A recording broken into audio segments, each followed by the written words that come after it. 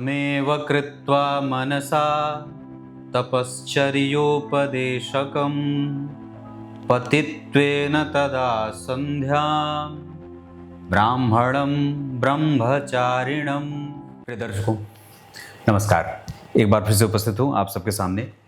आज के इस कार्यक्रम में आपसे इस विषय पे चर्चा करूंगा। बहुत ही गंभीर विषय है कि जन्म कुंडली के किन किन भावों के मंगल देव, किन किन भावों के मंगल देव व्यक्ति को अपराध की प्रवृत्ति की तरफ उन्मुख करते हैं। लेकिन सिर्फ मंगल ही नहीं, उसमें और किन किन ग्रहों की स्थिति कुंडली में कैसी बन जाती है जिसके कारण जातक निकृष्ट, जघन्य, महान पातकी, दुर्दांत, दैत्य और बड़ा ही निकृष्ट मानसिकता का होता है। शुरू करते हैं आज का कार्यक्रम। और कार्यक्रम के अंत में आप लोगों को आज ये पता चलेगा कि जो महर्षि वशिष्ठ थे उनकी पत्नी अरुंधति का पूरा इतिहास आज जानेंगे। अंतिम हिस्से में थोड़ा विषय को और भी गंभीरता से समझेंगे जो शिव पुराण से लिया गया है। और श्लोक मैंने जो पढ़ा है वो वशिष्ठ ऋषि की पत्नी अरुंधति के बारे में ही चर्चा की गई है। आज के कार्यक्रम को देखेंगे तो जानेंगे कि मंगल देव साथ ही साथ और भी बहुत सारे ग्रह किस तरीके का परिणाम करते हैं। शुरू करते हैं आज का कार्यक्रम। कहीं नहीं जाना है, बिल्कुल बन के रहिएगा। आप अगर आपके पास कुंडली है चक्र तो उसे बना लीजिए, अन्यथा मैं एक चक्र ऐसे बना देता हूं आपके सामने। ये आपकी कुंडली का चक्र हो गया और इस चक्र में आपने मंगल को अष्टम भाव में बिठा दिया, 1 से लेकर 12 तक की किसी भी राशि में। याद करिए, मैंने जब कभी भी मंगल के बारे में कुंडली विश्लेषण में चर्चा की है, बहुत सारी कुंडलियां देखी हैं, यूट्यूब पे भी पड़ी हैं, आप मेरे मेन चैनल पे भी देख सकते हैं। और बाकी एक तो नया चैनल ही बना दिया है, कुंडली विश्लेषण विद पंडित कुलपाराशर के नाम से। ये तो खैर नया था, बाकी पूर्व में 2500 से ज़्यादा कार्यक्रम कुंडली विश्लेषण के हैं। उसमें मैंने कहीं पर भी अष्टम भाव के मंगल के बारे में अच्छी बात नहीं बताई है। ऐसा नहीं है कि अष्टम भाव के मंगल ही खाली बुरे परिणाम देते हैं। इसमें कई बार ये भी बात आती है कि आपकी कुंडली का लग्नेश अगर 6वें भाव में बैठा हो, अगर लग्नेश आपकी कुंडली में 6वें भाव में बैठा हो, यहां लग्न के अधिपति 6वें भाव में बैठे हों। अब ध्यान से समझिए मैं जो कहने जा रहा हूं। अगर आपकी कुंडली के लग्न के अधिपति दुह स्थान में बैठे हों, अर्थात 6वें, अर्थात 8वें, अर्थात 12वें, या कई बार जन्म कुंडली के 11वें, इन 4 भावों में अगर आपकी कुंडली के लग्नेश बैठे हैं और अगर मंगल देव भी जन्म कुंडली के अष्टम, 6ठे या 12वें भाव में बैठे हों, चाहे स्वग्रही ही क्यों ना हो, अगर मंगल यहां अपनी ही राशि के बैठे हैं, या मंगल यहां अपनी ही राशि के बैठे हैं, या मंगल यहां अपनी ही राशि के बैठे हैं 1 या 8, तो भी, और अगर लग्नेश जन्म कुंडली के 6ठे, 8वें और 12वें या 11वें भाव में बैठे हैं, तो ये दोनों सिद्धांत तो लागू हो गया। मैंने पहला क्या कहा कि लग्नेश 6वें या 8वें भाव में बैठे हैं, कभी हिंदी कभी अंग्रेजी, कभी 6ठा, 8वां, 12वां या 11वां, मतलब लग्नेश बैठे हों। और दूसरा मंगल के बारे में कहा कि अगर मंगल देव 8वें, 6वें या 12वें भाव में बैठे हों, ये दोनों सिद्धांत अगर आपकी कुंडली में लागू हो रहे हैं तो इसका परिणाम व्यक्ति को हबसी बना देता है। वो कोर्ट केस कचहरी के मामले में हमेशा पड़ा रहता है। कई बार उसे जघन्य अपराधी, वर्कर, जिसमें कहते हैं ना कि कई बार वो जो यौन उत्पीड़न के मामले है ना, यौन उत्पीड़न के मामले, ऐसे लोगों पे। उसके बाद देश विरुद्ध जो राजनीति होती है या देश के विरुद्ध जो राजनीति करते हैं, जिनमें राष्ट्रभक्ति कम होती है, ये भी, इसको आप और बढ़ा के लिख सकते हैं तो देह व्यापार, जो महिलाओं की खरीद बिक्री करते हैं, ठीक है, या तो वो करते हैं या उनका शोषण हुआ है पूर्व में, जन्म कुंडली के अष्टम भाव के मंगल, जन्म कुंडली के 6वें स्थान के मंगल, 12वें स्थान के मंगल, उनका शोषण हुआ है। अब इस पे एक कहानी याद आ गई, कहानी नहीं है, सच्ची बात है। मैं 2020 में किसी की कुंडली देख रहा था, राजस्थान की कुंडली थी। बहुत ध्यान से समझिए, मुझे देखिए, 2020 की घटना है। मुझे ही जब मैं कुंडली देख रहा था तो मैंने वो लड़का 20-22 साल का था, मैंने आप उनकी माता जी से कहा कि आप लोग इनको बचा के रखिएगा क्योंकि इनकी कुंडली में शोषित होने का योग लगा है। कई बार अपने रिश्तेदार ही बच्चे का शोषण कर देते हैं बाल्यकाल में। ये बात मैंने जैसे कही, उनकी माताजी रोने लगी। मैंने कहा क्या हुआ? बोले कि पंडित जी, हम लोग, राजस्थान की बात है, हम लोग पहले जहाँ रहते थे वहाँ से छोड़ करके आ गए। अभी हम लोग, कोई शहर का नाम बताया, जयपुर या उदयपुर बताया, यहाँ रहते हैं क्योंकि बच्चे के अपने दादा ने या चाचा ने ही शायद शोषण किया था। ये बच्चा हम लोगों को, ये बात तो आज तक हम लोग किसी को बताए ही नहीं है। ये सिर्फ आप जानते हैं, आप जान गए कुंडली देख करके, या तो फिर हम 3 लोग जानते हैं। ये बच्चा जानता है, या तो मैं जानती हूँ और इसके पिता जानते हैं। तो ये बात जब मैंने उन्हें बताई कि जन्म कुंडली के अष्टम भाव के मंगल और लग्नेश अगर पीड़ित होते हैं तो व्यक्ति कई बार, अब आप इसको ना, ये जितनी भी चीज़ें मैंने बताई हैं, आप इसको ऐसे भी समझिए। दूसरा पक्ष ये कहेगा कि जो शोषण होगा वो व्यक्ति का होगा या लोगों का वो करेगा, मतलब उससे संबंधित है। ज्योतिष ऐसा है, देह व्यापार में शामिल होगा या ऐसे लोगों से उसकी मैत्री होगी। राष्ट्र की भक्ति उसमें नहीं रहेगी, वो एंटी नेशनल हो जाएगा। या तो किसी के प्रभाव में आकर के, या तो स्वतः उसके जेहन में राष्ट्रभक्ति का भाव नहीं होता है। देश विरुद्ध आचरण करने वाला होता है, बम बना दे, जहर बना दे, आर्सेनिक बना दे, कुछ ऐसी चीजें मिला करके किसी को पिला दे, खिला दे, जहर बना दे, है ना, विष बना दे, विष प्रयोग कर दे। कई बार अपने पति पर, कई बार अपनी पत्नी पर, ऐसी बहुत सारे ऐसे दुर्दांत हुए हैं पूर्व में भी, जिनकी कुंडली में मंगल इस तरीके के योग बना के बैठे हैं और उन्होंने कई बार बहुत सारे लोगों की जान लेने की कोशिश की है। अभी कहीं हम हाल में मामला हुआ था ना, जहां छत पे टंकी में बनाया जा रहा था कुछ, या पता नहीं कुछ कहीं के प्रसाद में मिलाने के लिए कुछ बना रहे थे विशेष धर्म वाले। तो ऐसी स्थितियां कब बनती हैं कुंडली में? जब जन्म कुंडली में ऐसी स्थिति बनती हो कि मंगल का प्रभाव उस जातक की कुंडली में ऐसा होगा। परिवार में तो 10 सदस्य होंगे, पर कोई एक व्यक्ति है जो उसमें एक्टिव ज्यादा है। तो ये जो विष बनाने वाली बात होती है, या किसी एक व्यक्ति के ऊपर विष दे देने वाली बात होती है, उसको देकर मार देने की बात होती है, या फिर आप इसको और भी जघन्य कैसे कह सकते हैं कि आपने किसी का, मतलब वो व्यक्ति किसी की हत्या करके उसको काट करके ड्रम में डाल दिया, किसी नहर में फेंक दिया, नदी में फेंक दिया, समुद्र में फेंक दिया, कुछ ऐसा जो हत्यारा होता है, ऐसे लोगों की कुंडलियों में ये बात देखने को मिलती है। या वो उनकी जो प्रवृत्ति होती है, दिमाग की जो विचारधारा है वो ऐसी बनती है। आपराधिक प्रवृत्ति वाले होते हैं या अपराधी लोगों के साथ उठना बैठना होता है, दोनों बातें एक ही हैं। वर्कर होते हैं, जो बहुत छोटी उम्र की जो लड़कियां होती हैं, जातिकाएं होती हैं, बेटियां होती हैं, उनका कारोबार करना, उनको खरीदना बेचना, या बहुत छोटे उम्र के जो बालक हैं उनके अंगों का तस्कर करना, तस्करी होती है। आजकल तो विज्ञान जब बहुत आगे बढ़ जाता है तो अपने ही पांव पे कुल्हाड़ी मारता है। तो आप जैसे जो वैज्ञानिक विचारधारा वाले लोग हैं उनको जरा सोच के देखो कि विज्ञान बहुत आगे बढ़ा, आप बहुत ज्यादा संपन्न हो गए, आप बहुत ज्यादा पैसे वाले हो गए, तो एप्स्टीन फाइल जैसी घटना सामने आ जाती है।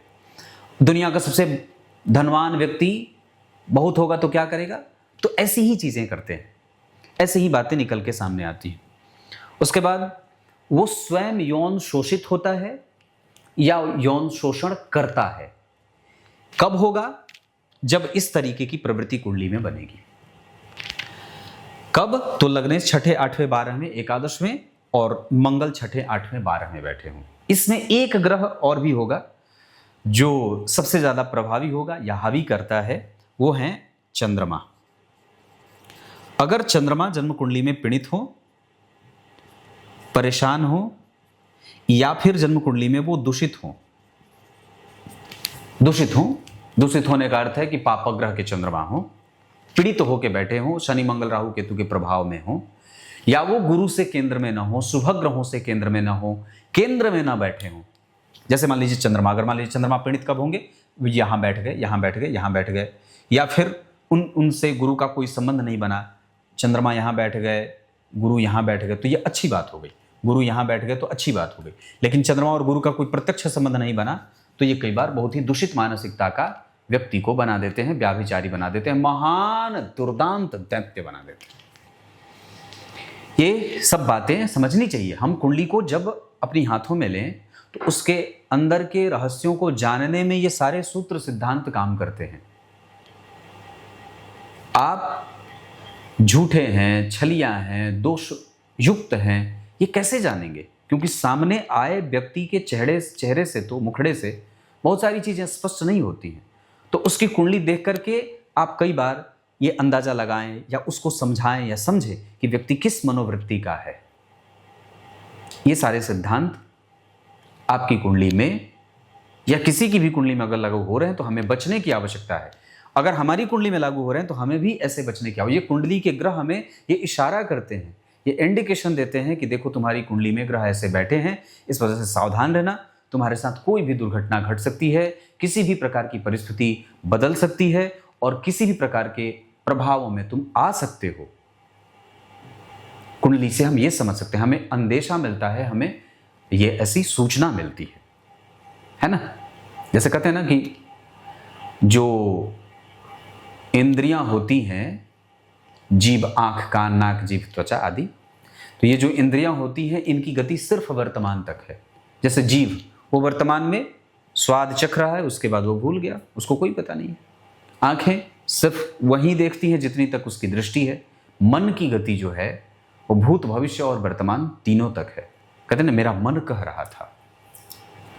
तो ऐसे ही हमारी जो कुंडली होती है वो हमें इन सभी चीजों का दर्शन कराती है और बताती है कि देखो हमारे साथ ऐसी घटना हो सकती है, इस वजह से हमें यहाँ पे सजग रहने की आवश्यकता है। अब आइए, ये कार्यक्रम बड़ा उपयोगी था और मैंने सोचा कि आप लोगों को बता दूं।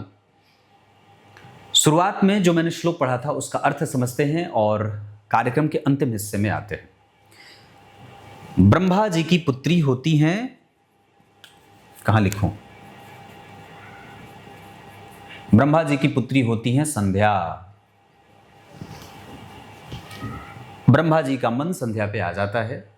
शिव जी प्रकट होते हैं धर्म की, फिर धर्म आते हैं बीच में, जो ब्रह्मा जी के ही पुत्र थे। धर्म आते हैं, शिव जी की पुकार करते हैं।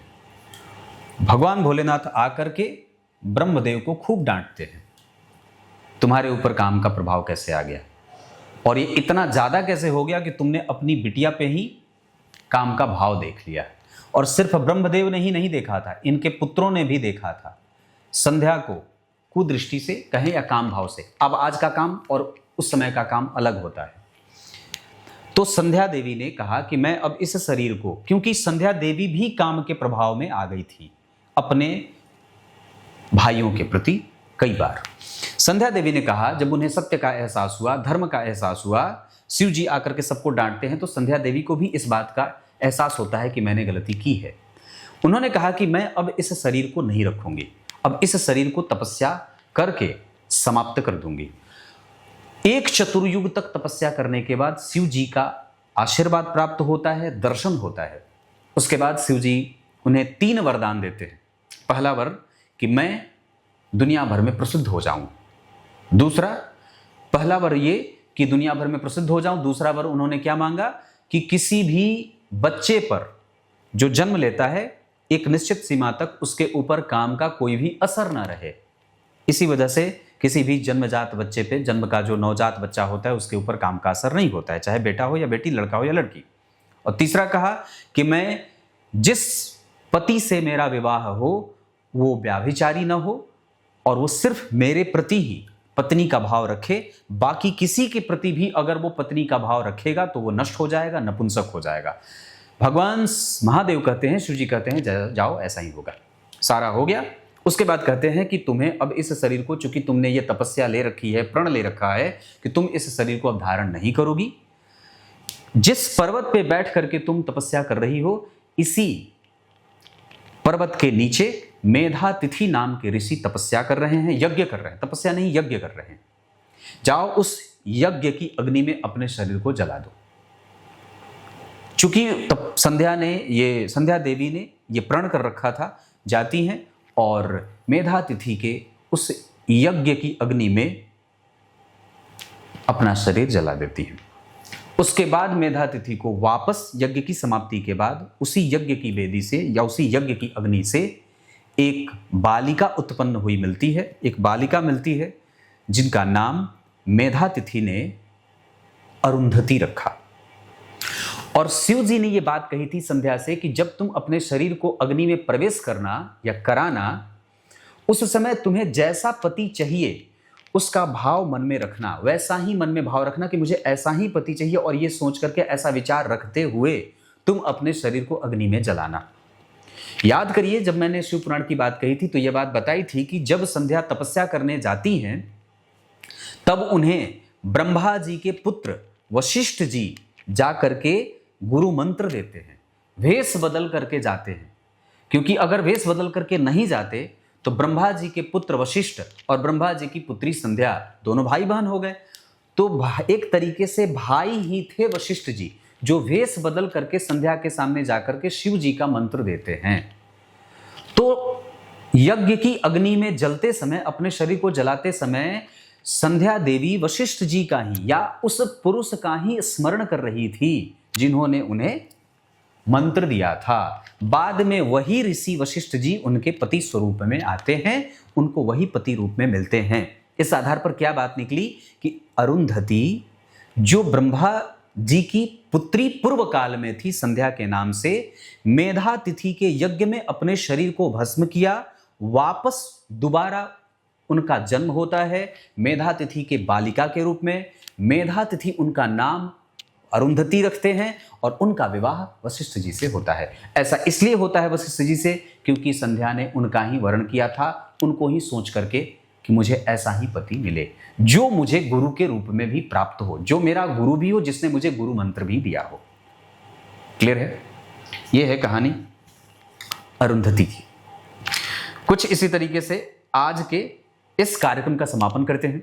कल एक बार फिर से उपस्थित होंगे आप सबके सामने, तब तक के लिए इजाजत दीजिए। कार्यक्रम प्रत्येक दिन का देखा करिए। लाइव होता हूं मैं शनिवार को रात्रि 8:15 पे।